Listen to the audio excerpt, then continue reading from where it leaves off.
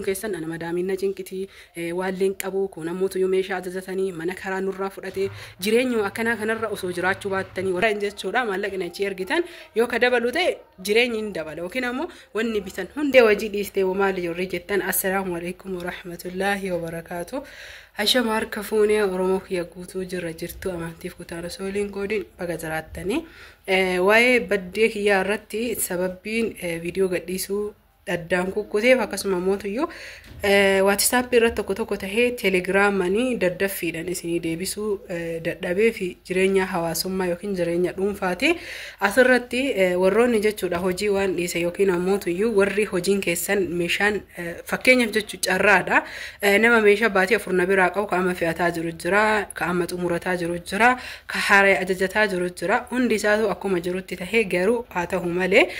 tokko akkuma jechuudha dafee milkaa'u tokko ammootuyyuu irraa tura walumaa galatti jechuudha turiinsa booda waan gaariidha ta'khir fi khayri jedhamu manni arabaa isinii galee waan ture keessa waan gaarii waan khayritu jira obsuudhaan dabareedhaan onni sirriitti naa hubachuu qabdanii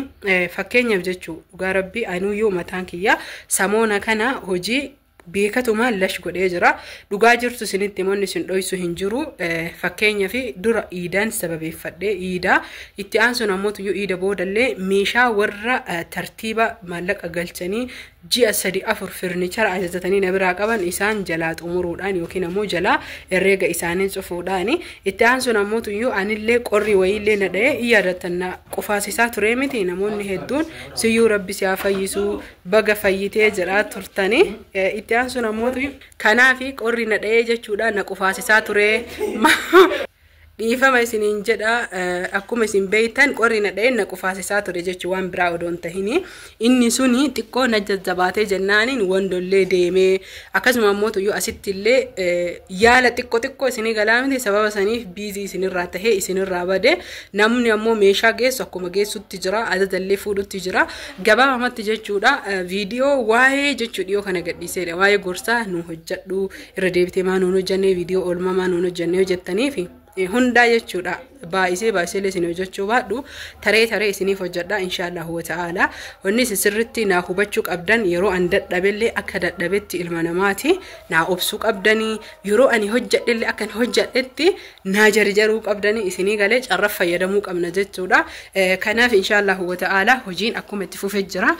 namootiin gatii meeshaa nagaafattan gatii meeshaa kadabalee hin jira akkasii jiru hin jira isinii galee biyya keenya keessatti wanni sirriitti ifa baastanii beekuu qabdan yoo maallaqni biyya ambaa dabale sharafni isaa akka biyya keenyatti jijjiirraa hin jechuudha maallaqni achi ergitan yoo ka dabalu ta'e jireenyi hin dabala yookiin ammoo wanni bitan hundi ni dabala jechuu nyaata dhugaatirra yoo sharafni sun yookiin maallaqni isin ergitan ka duraarra gad hir'ate akkasuma hir'ataa deema akkas jennaani saantibii takkaa fi lama hir'ate jennaaniin hir'ate meeshaan biyyaa hir'ate jireenyi biyyaa hin jedhinaa isiniin jedha kanaaf inshallah jireenyi akkuma jiraatanitti rabbiin nu haa laaffisu isa dursa itti aansuni warri meeshaa na biraa qabdan jechuudha fakkeenyaaf nama tokko bicha meeshaan isaa ka hagammaatti xiqqoon harkaa turaa jiru kanaaf obboleettii inshallah kaaratu xiqqoo achine jalaa fagaate tarba guugu jechuudha haala saniin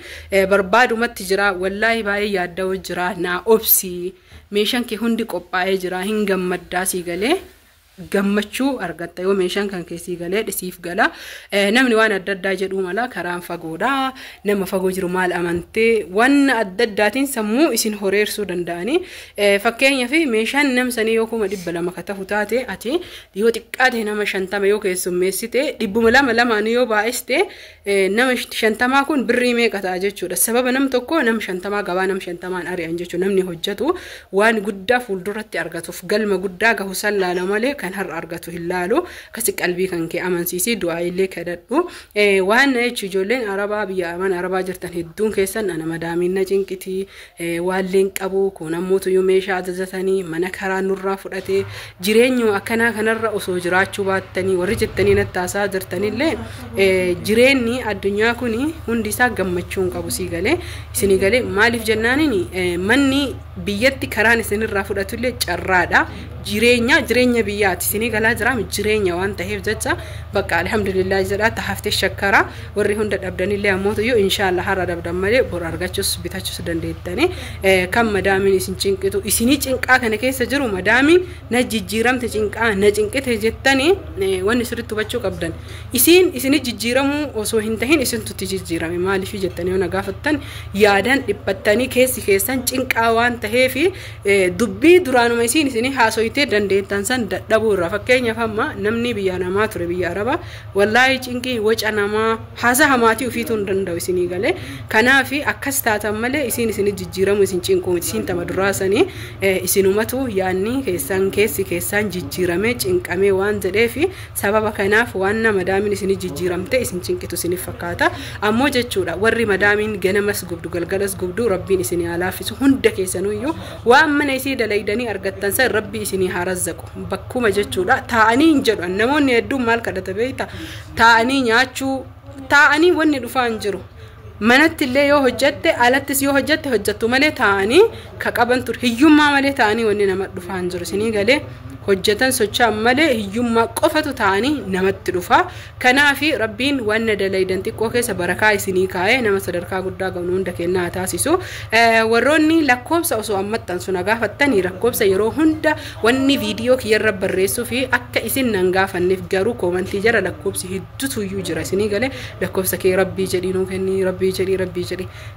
jedhii jechuun barbaachisu ufiif jecha ani isiniif jecha osoo hin tahin ufii kiyyaaf lakkoobsa maxxansa isinii galee kanaaf warra akkas jettanillee obsaan viidiyoo laaluudhaan viidiyoo keessaa lakkoobsa fudhadhaa keessattuu viidiyoo meeshaa keessatti lakkoobsa akka ajaa'ibaatitti argattanii ammas isinii kenna afaanillee barreeffamallee duwwaa 978157275 WhatsApp Telegram na argattanii warroonni ammoo iyyuu bifa haaraan TikTok irraa dhuftan TikTok irra viidiyoo hin hojjedhu ijoolleetu muree viidiyoo kiyya achirra kaaya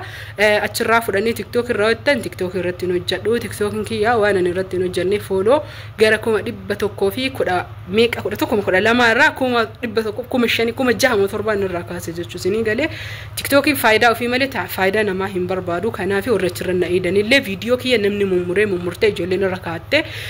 kanaaf itti aansuun ammoo warri daa'imattanii na gaafattan inshallah ta'ala haga argameen isinii bita yoo hin jiraanne hin jiru isinii jedha maaliif jennaani hojiin kiyya bittaa waan ta'eef isinii gurguruu miti yoo argee jedhe isiniif bichisiisa ofiillee bituu nama bichisiisa yoo dhabe isinii jedha namoonni amma na gaafattan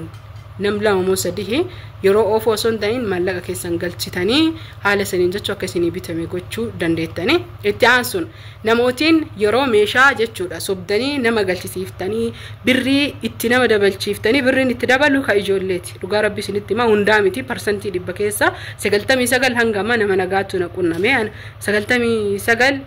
keessa jechuun tokko qofa namoonni hedduun parsantii yoo kennee jenne tokko naagalchi meeshaa qophii qaba sirna qaba akkas qaba jettanii erga meeshaa herreega godhamee galfamee maallaqa booda deebitanii nama gashashuuf isinii galee barbaadan hirristanii meeshaa gatii isaa waliin barreessee isinitti yoo erge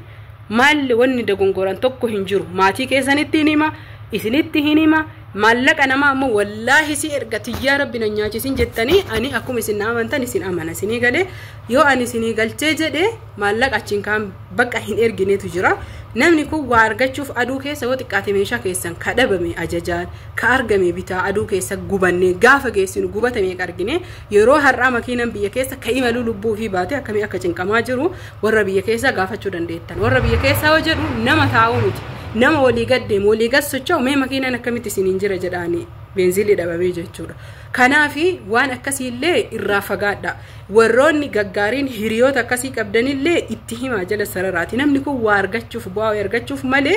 gara ani akka isin na amantan namoonni hedduun na amantaniin beeka nama lammaffaa lama deebi'ee qarara ajajataa jiru jira dura maatiif ajajee booda ofiif ajajate wallahi sadaffaa namoota akka hiriyoota obboleeyyan sargii godhatanii meeshaa xixiqqaa viidiyoo iyyuu goraaf akka aadaa rakabootii maalii meeshaa aadolee torban uffata aadaa wajjin kamaatii ergaa jiru jira isinii galee warroonni akkanaallee hin jiran namni gaggaariin garuu xixiqqoon takka ammoo tan ufillee hin yaanne